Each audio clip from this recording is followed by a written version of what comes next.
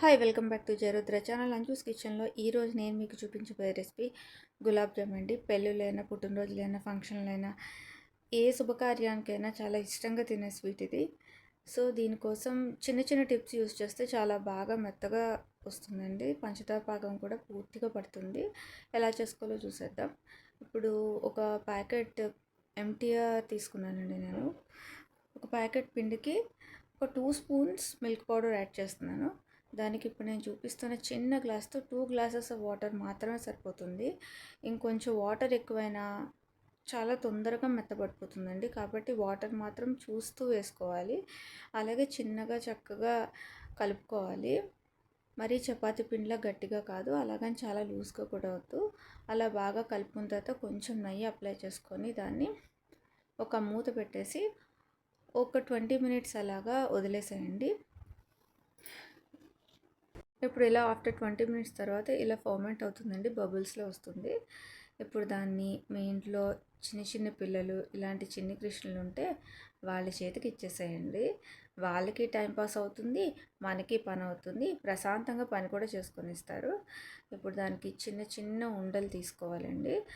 అది మనం వేపిన తర్వాత పాకంలో వేసిన తర్వాత పెద్దవి అవుతాయి.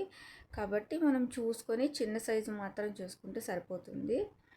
అలా చిన్న చిన్న ముద్దలు మధ్యలో పగుళ్ళు లేకుండా చూసుకోవాలి అంతే. పగుళ్ళు లేకుండా చేతికి నెయ్యి అప్లై చేసుకొని చక్కగా అలా ఉండలు చుట్టేయాలండి. వాడు కూడా బాగా హెల్ప్ చేశాడు నాకు. చాలా సరదాగా అయిపోయింది పని. ఫస్ట్లో భయపడ్డాను ఏం చేస్తాడో ఏమిటో అని చెప్పి, కానీ కాదు, చాలా బాగా చేశాడు వాడు. ముద్దుగా చేశాడు. మధ్య మధ్యలో అల్లరి చేస్తూ పాములు కూడా చేశాడు. ఇలా ఉండలని ఒకే రీతిలో ఉండలు చుట్టుకోవాలండి. ఒకటి పెద్దది ఒకటి చిన్నది అయితే ఒకటి బాగా వేగిపోతుంది, ఒకటి వేగకుండా ఉండిపోతుంది. అలా కాకుండా మీడియంగా వచ్చిందంటే చాలా బాగుంటుంది. సో పిల్లలు చేసేవి కొంచెం అటు ఇటులా ఉంటాయి, అయినా పర్వాలేదు. వేపేటప్పుడు నేను చెప్పే చిన్న చిన్న టిప్స్ మీరు యూస్ చేశారంటే చాలా బాగా వస్తుందండి. దీనిలో వేపడం కూడా చాలా ఇంపార్టెంట్.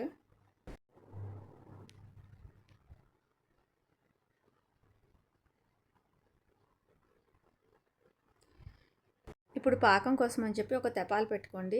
దాంట్లో ఆ టీ గ్లాస్తోని ఒక 4 గ్లాస్ ఆఫ్ షుగర్ వేస్తే సరిపోతుంది. కరెక్ట్గా సరిపోతుందండి 4 గ్లాస్ ఆఫ్ షుగర్. మీకు పాకం ఎక్కువ కావాలి, నేను పాకంతో పాటు తింటాను అంటే ఇంకో 2 గ్లాసెస్ వేసుకోవచ్చు, నో ఇష్యూస్. అలా 4 గ్లాసెస్ వేసుకున్న తర్వాత స్టవ్ వెలిగించి అందులో ఒక హాఫ్ గ్లాస్ వాటర్ మాత్రమే వేస్తున్నానండి ఫస్ట్. దీనికి తీగ పాకం అలా రావాల్సిన అవసరం లేదు. పాకం చిక్కగా ఉంటే చాలు, బాగుంటుంది. బాగా మరగపెట్టాలండి. మరగపెట్టిన తర్వాత ఇంకొక 3 గ్లాసెస్ ఆఫ్ వాటర్ వేసేయండి చాలు. ఇందులో పించ్ ఆఫ్ సాల్ట్ వేయండి, పాకానికి టేస్ట్ వస్తుంది, నిజంగా చాలా బాగుంటుంది. అలా వేసి బాగా కలుపుకొని కొంచెం ఇలాచీ పొడిలో షుగర్ వేసుకొని మిక్సీ చేసుకున్న దంచుకున్న తొందరగా నలిగిపోతుందండి. ఆ పొడి అందులో వేసేసేయండి, మంచి ఫ్లేవర్ యాడ్ అవుతుంది. ఇప్పుడు దీనికి మనకు పాకం అవసరం లేదు కాబట్టి అలా దించేసుకోవాలి. ఇప్పుడు గులాబ్ జామ్లో మెయిన్ రోల్ అండి వేపడము. మంట ఎప్పుడు ఫ్లేమ్ మీడియం టు సిమ్లో మాత్రమే ఉండాలి. అది మనం చూసుకొని అడ్జస్ట్ చేసుకోవాలి. నూనె బాగా మరిగిన తర్వాత మీడియంలోని లేదా సిమ్లోని మీ మంటను బట్టి పెట్టేసుకోవాలి. గులాబ్ జామ్ బాగా రావడం అనేది దాని వేగడంలోనే ఉంటుందండి. చాలా తొందరగా వేగిపోతుంది. నూనె కనుక హైలో ఉండి లేతే బాగా టెంపరేచర్లో ఉంది అంటే నల్లగా వచ్చేస్తుంది. కాబట్టి అది ఒక్కటి చూసుకున్నారంటే గులాబ్ జామ్స్ పర్ఫెక్ట్ వస్తాయి. అసలు చక్కగా గోల్డెన్ బ్రౌన్ కలర్లో వేగాయంటే.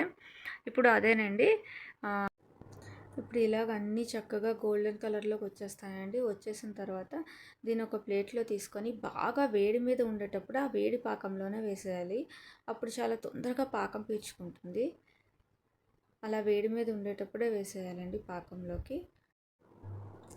ఇప్పుడు గరిటెతో కొంచెం అటు ఇటు కలిపి మూతని వాలుగా పెట్టండి. పూర్తిగా క్లోజ్ చేస్తారంటే ఆవిరి నీళ్ళు పడిపోతాయి. కొంచెం వాలుగా పెట్టేసి వదిలేసామంటే ఒక 20 మినిట్స్ లోపు టేస్టీ గులాబ్ జామ్ రెడీ అయిపోతుంది. దాని మీదకి మీరు షుగర్ పౌడర్ కానీ లేదా జీడిపప్పు, పిస్తా, బాదం వీటన్నిటిని పొడి చేసుకున్న పౌడర్ కానీ వేసుకున్నారంటే ఇది ప్రజెంటేషన్ బాగుంటుందండి. ఇది పూర్తిగా ఆప్షనల్, మామూలుగా ఉన్న చాలా బాగుంటుంది. Thanks for watching.